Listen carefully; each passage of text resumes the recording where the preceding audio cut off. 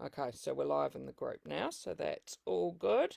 So, hi everyone who looks in on us tonight, or sorry, I shouldn't say tonight because there's people looking from all around, but for me it's tonight. For our author, so we've got Charlotte Levin here today, and she's in the UK, so it's morning where you are. It is. I worked it out wrongly initially, and I thought I had to stay up till 11 o'clock at night, and I was Oh. panicking. I've not stayed awake beyond 9 for a year, so I'm grateful No, it's we the wouldn't. morning. We wouldn't do that to you. So, Charlotte's been shortlisted for the Andrea Binoche Award, part of the New Writers North Awards, and for the Malexia Short Story Competition. And Charlotte lives in Manchester, and her first novel is If I Can't Have You. So, thanks so much for joining us, Charlotte. I'm wondering if you want to tell us a little bit about If I Can't Have You. Yeah, I will. So this is the book. I realised that in Australia you'll have like my original hardback cover, which is more white background.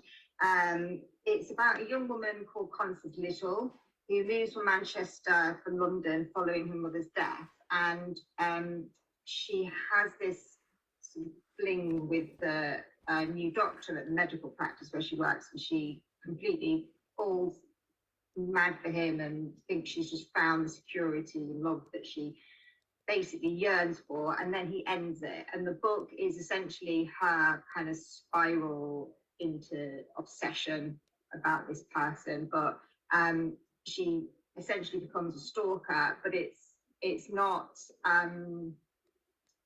it's not sort of black and white as to who the villain of the piece is. Mm.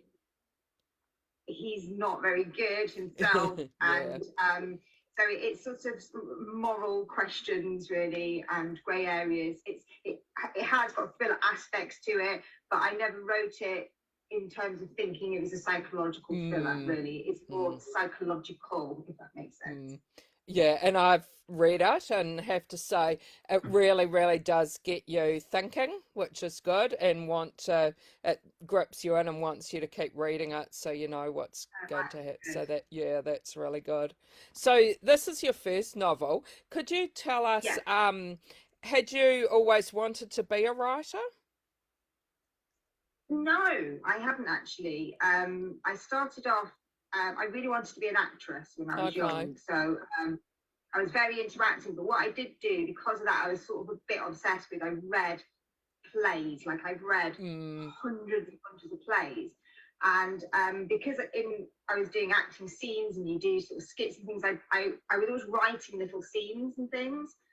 And then I did a course at the Royal Court Theatre, which is quite a famous theatre in London, like sort of the youth section. And I wrote this scene, and then the creative director at the end sent a message through to say to not give up writing. And I hadn't even thought about it, to be mm, honest. And then I was so very into theatre. So initially I wrote, not until I was about 30, I wrote a play, because I just thought that's where I lie, really, my interests lie. But and then I did another course, and I started to do prose, and then I really, really got into it and thought, yeah, this is what I want to do. I mm. gave up the acting ages ago, and then this is what I want. Yeah. And how hard or easy was it for you to get that first book published?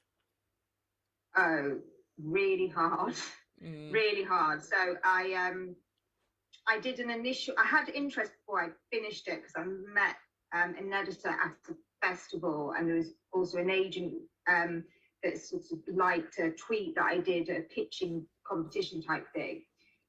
So I finished it, and then I sent it out. I got lots of interest to have the full manuscript, but basically I sent it out just far too soon. It was a mm, total mess. Um, so they all rejected me. One was still quite interested, so I took another 6 months to rewrite it all, and then I resent it out. And the one who loved it but needed work didn't want it still. The second time I got quite a lot of interest, and I did have an offer, and I still had agents kind of interested. So I ended up picking an agent. So it was a complete turnaround. But in total, I got 32 rejections, and an editor once said, like, if you get 22, you should start rethinking it. But I got 32, so I went 10 beyond that. Yeah. So, but I got there. And then I was very lucky with the publisher. My publisher at Pan Macmillan, he got back within about 12 hours, and he just really liked the voice and everything. So from that, once I got the agent, that bit was easier, and they did the preemptive offer. And had you written anything else before you wrote this, or this is the first one you tried to get published? My first novel, yeah. I mean, I've written a play, as I say, and a few sort of short things for homeworks and stuff. But to be honest, I didn't really take my writing seriously. I was in a writers group many years ago, which I've managed to join since COVID, because it's over Zoom now, and that's in London. I'm in Manchester. And I did a version of this book, a terrible version of this book. But I didn't really take it seriously. And then in 2015, my mum died, and I just really had to have something to get my teeth into to get through that. And then while I was writing it, a few months later, my dad died. And it was like, so I just put everything into this book, and it became really important to me. And it was like, I don't, sometimes death, without sounding morbid, but it can make you really feel like life's slipping you by, and you have to do these things. So so that's what happened to me, basically. I just thought, like, I'm going to take this seriously now, and I treated it like a job that I just, I wasn't getting paid for, and I didn't know if it was going to get anywhere, but I was just really serious about it. Yeah, and your persistence paid off in the end. Yeah, no, so there definitely is. I always knew it had a nugget of something that would resonate with people. So that's why I really wanted to carry on. I just knew I just needed to make it better and better and better, and then eventually did get there. And did someone really support you during this time when you were with your writing, or encourage you a lot? I had a mentor. After my dad died, I had a little bit of money, but I'd not had any money before, and I had a few sessions with a mentor, and really it was quite interesting because she was just basically saying that I could do it, and that's what I needed. It was just she didn't really sort of help me technically so much, and it was just like a real, you can totally do this. I see people come through, I've been doing this for 10 years. You can absolutely do this. So that was really good. And I'm so glad I did that. And we've ended up great friends and writing buddies now. But I did need that. I did lack confidence, really, in myself. So I'm very thankful for that. Yeah. And when you started off with your novel, when you first thought about it, how did you come about the theme of your novel and what it was going to be about? Well, stalking's like a real trope in books and films.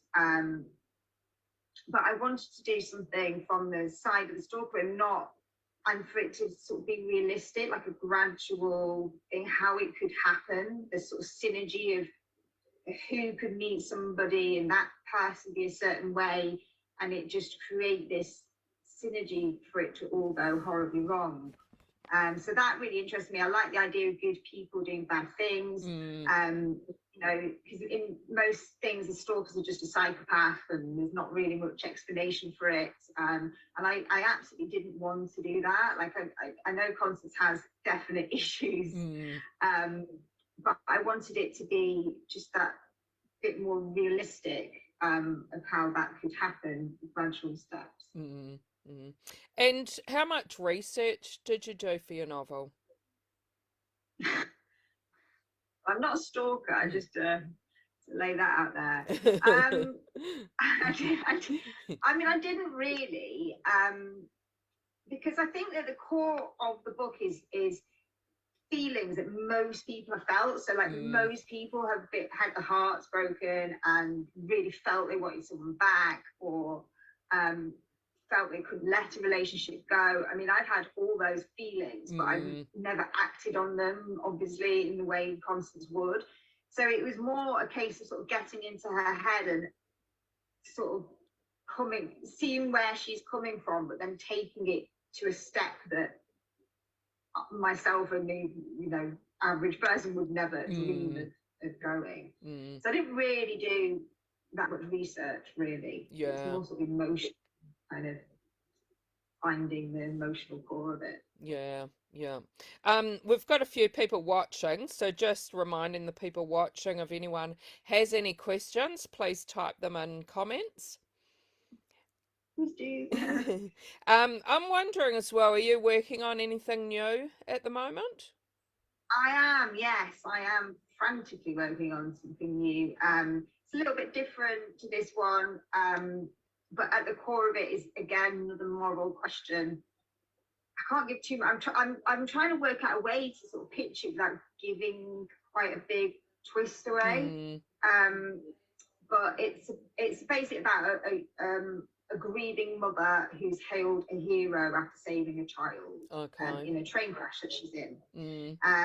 So it's quite different, but also the same. It's sort of apparently very me, but it's a slightly different thing. But as I say, I never thought I was writing a thriller with If I Can't Have You. So this has suspense. It's slightly less thrillery, but I didn't think that was a thriller either. Yeah, okay. And how far along are you with that?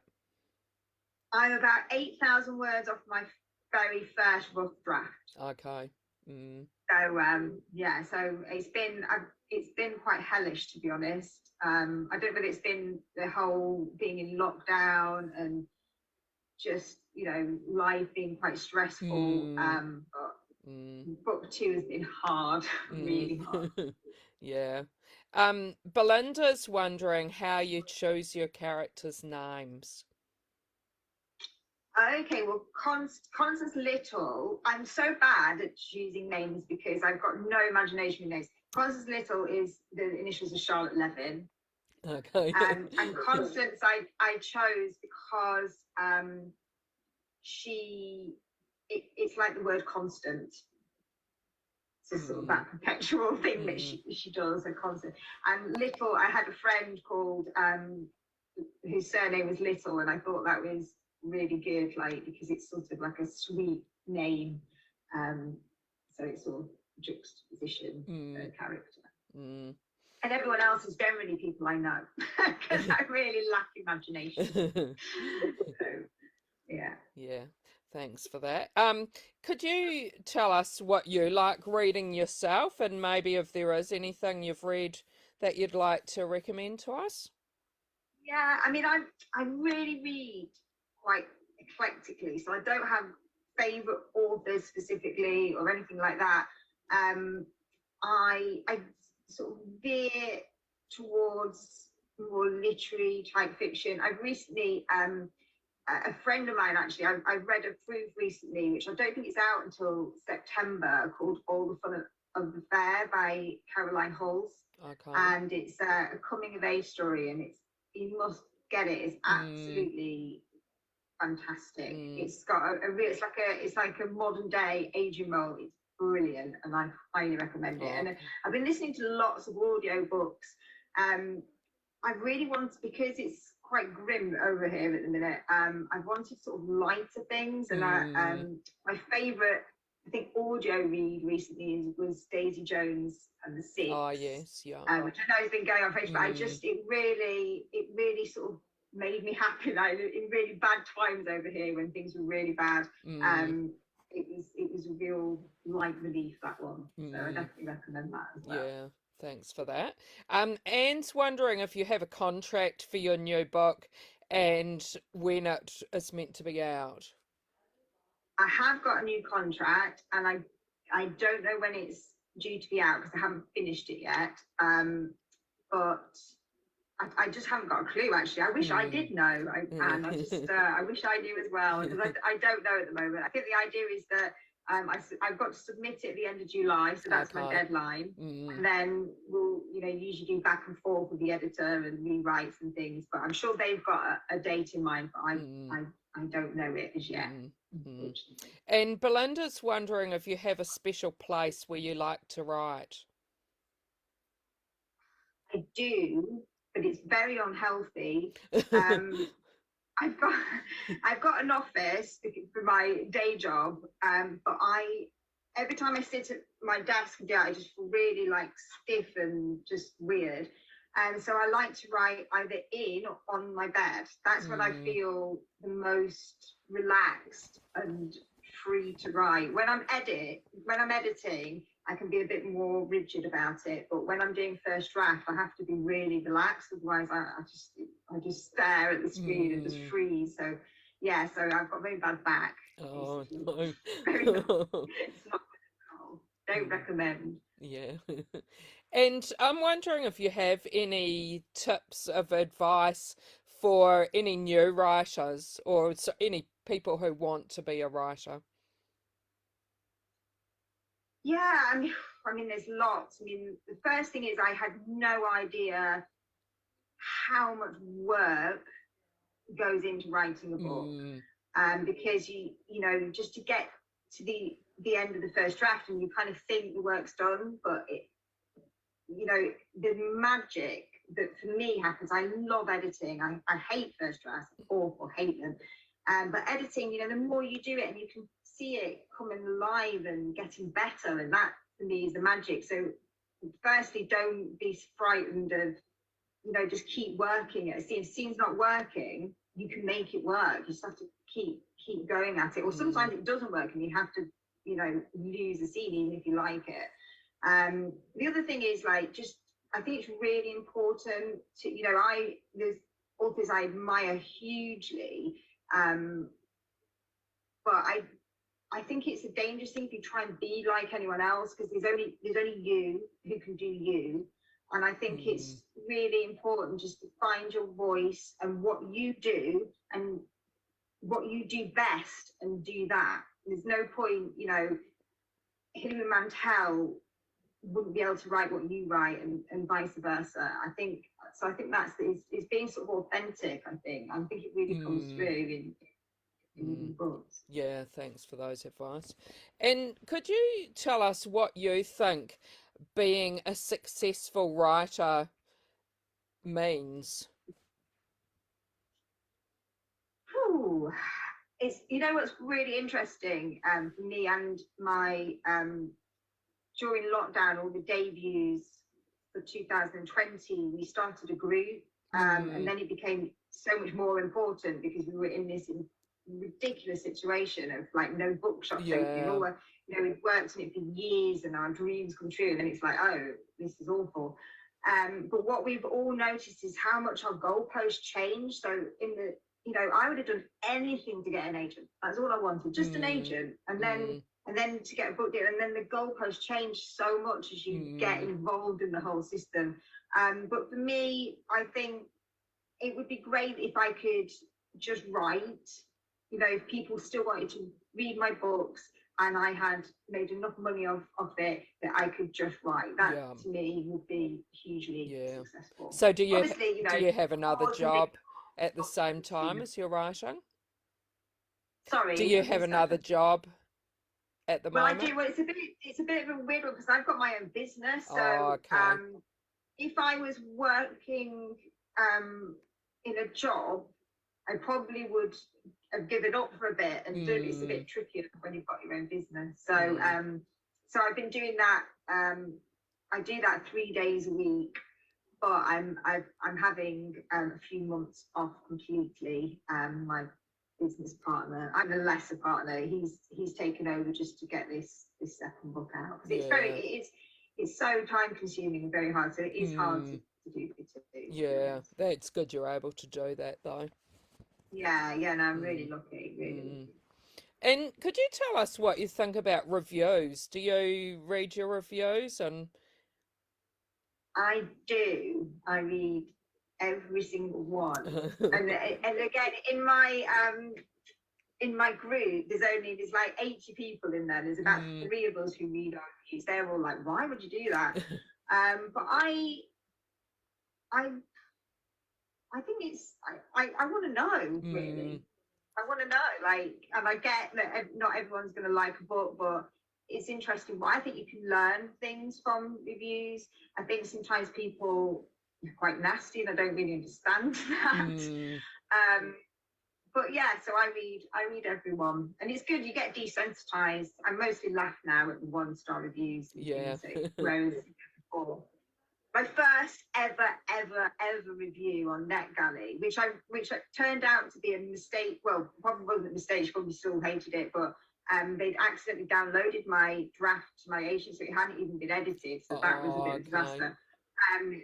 But my first ever review was a scathing 2-star, and I was like, oh God, so this is like the whole world's gonna feel the same as this woman. But thankfully they didn't. But so I think straight away I went in on the deep end with the terrible review, and it went very much up from there. And it got better from, yeah. Oh, well, that's good then. And could you tell people watching how they can keep in touch with you and know when you've got new books out? And yeah, so I've got my website, which is charlottelevin.com, but I've not updated it for a while. But the best place to get me on is I'm on Twitter far too much. My handle is tinycharlotte72 on Twitter. So I'm on there, and if you follow me, I'll follow you back, but you'll never miss when my next book comes out, because I won't stop banging on about it. So that's where I usually am. And I'm also on Instagram, which is tinycharlotte29, but I'm not on there as much as I am on Twitter, and also Charlotte Levin author on Facebook. So any of that, I like getting messages from readers as well. So. And are you able to respond to anyone who sends you a message?